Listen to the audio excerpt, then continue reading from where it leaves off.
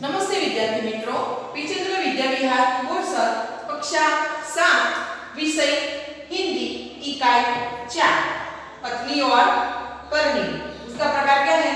निबंध। उसका हम अभ्यास करेंगे। एक सज्जन ने अपने पोते को यह सिखाया था कि हमें कभी किसी काम को गलत ढंग से नहीं करना चाहिए, सदा अपनी बारी की प्रतीक्षा करनी चाहिए, यानी कि राह देखनी चाहिए।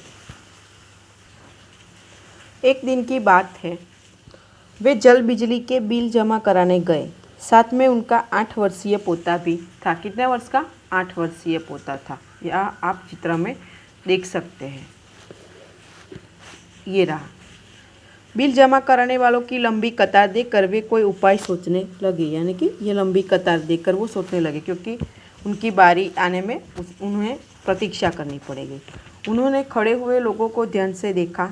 आगे ही एक परिचित व्यक्ति खड़ा दिखाई दिया। वे तुरंत उसके पास गए और बोले, बेटा, ये बिल तुम घर पर ही भूल आए, लो इसको भी जमा करा दो। वह व्यक्ति कुछ बोले उससे पहले ही बिल व राशि उसके हाथ में थमा दी, यानी कि दे दी, और एक तरफ जाकर खड़े हो गए। पोता बार बार कहने लगा, दादाजी लाइन में लगिए ना। उसकी बात सुनकर लोग हंसने लगे, क्योंकि यह व्यक्ति ने अपने पोते को सिखाया था कि अब अपनी बारी की प्रतीक्षा करनी चाहिए, इसलिए वह पोता यह कह रहा है, इसलिए वो लोग हंसने लगे। कई लोग ऐसे होते हैं जो आदर्श की बातें तो करते हैं पर उन्हें अपनाते नहीं। इस प्रकार का आचरण अच्छा नहीं होता।